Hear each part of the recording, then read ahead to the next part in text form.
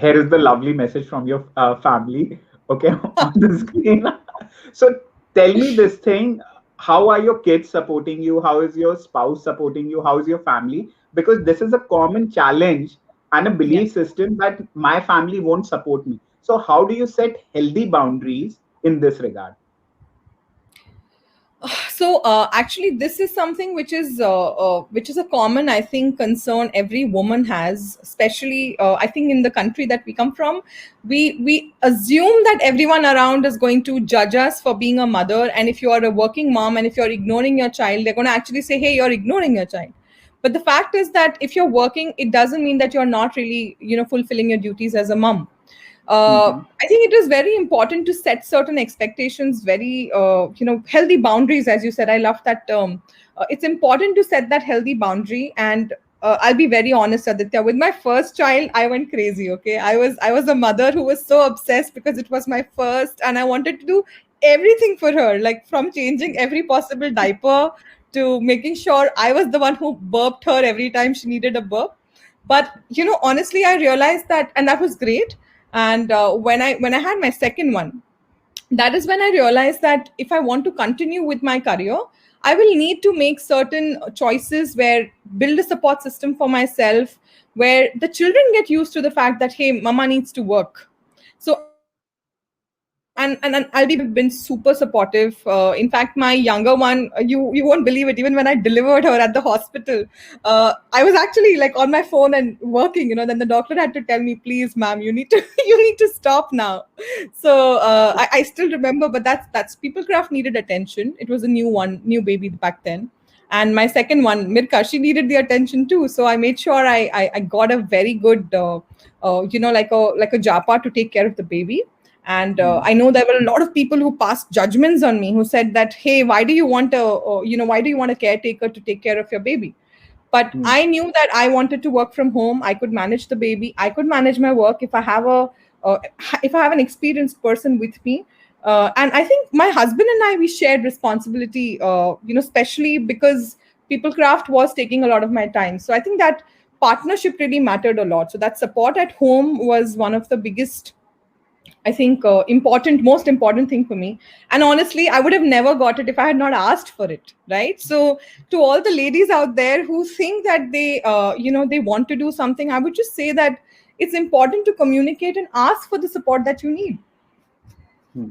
Amazing. So next question I have is from Rakesh. Rakesh is a management professional. He is very promising, but he suffers from stammering.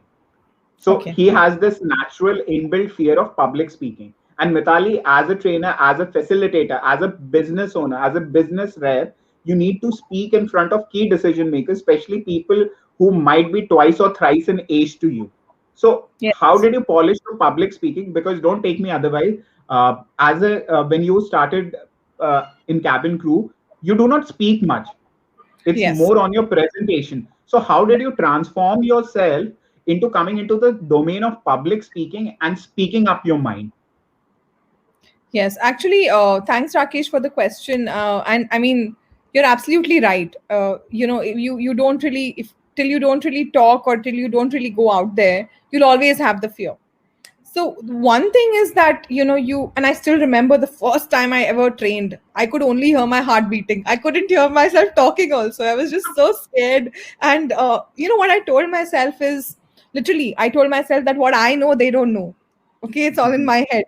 So mhm, giving yourself a motivation, giving yourself the confidence to face, really helped me.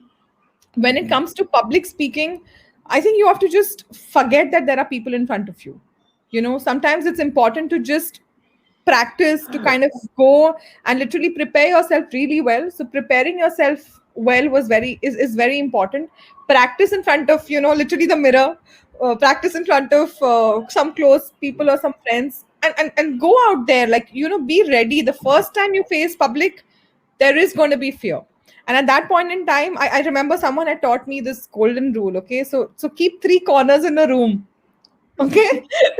So what you do is, when you're talking, and if you have a room full of, I remember once doing a training for like 500 people in one room, and I was so wow. scared. I was so scared because, and this is in Thailand. I was training Mhm, there, and there were 500 people, and I had to make a presentation. So I literally took a deep breath and I told myself, okay, three corners. I'll just look on the right, look on the left, and look straight ahead. So people will think I'm looking at everyone, but I just knew the trick in my head. So small things like this, I think, really help you just, become more confident slowly, slowly. And Mithali, does language also impacts public speaking? Because one of the common concern is that my English needs to be flawless if I need to be decent in public speaking. Is that a myth or is that a reality? So I think it is very important for you to know your audience. Now, if your audience is somebody who is expecting you to speak in English, then obviously your language does matter, right? We need to polish our language. Now, today, if I have to deliver a speech in Marathi, I know that if my audience is going to expect me to speak in Marathi, then I will have to polish Marathi. So it's not about just English. It's about the audience understanding the language that will help you connect better with people. So whichever that language is, I think you should polish it. So if you know you're facing, and today the reality is that our, English is a global language. Everybody, all corporates, wherever you go, all meetings are in English. We are having this interview also in English, right? So, I mean, yes, it is a very important thing. And at the same time, I feel at any age, you can learn to speak a language. Yes, early on, if you learn it, it's always great. But some of us have not had that background, and I really don't think it matters. So read books. Yeah, three corners. I'm getting that. I'm getting the comments of the three corners. Yes. So read books, watch shows. Literally, that's what will help you kind of pick up your language. Amazing. So, Pampy has another question. She has experience in corporate and now she's pursuing her management. So Yeah. now she's at a junction where she needs to decide her specialization because management is again a mandate in the industry. So she would like to ask you, what piece of advice would you like to advise someone who is just starting out in a new field? Okay, so I think, Pampy, if you're starting out in a new field, it is very important again to give yourself time to learn and to understand the field that you're getting into. And again, if you've already chosen a career and sometimes you want to switch also, it's okay. You have to learn to really be in love with what you're doing. So if you are starting out something, just ask yourself: is this something that you're enjoying? Are you going to enjoy doing this for the rest of your life?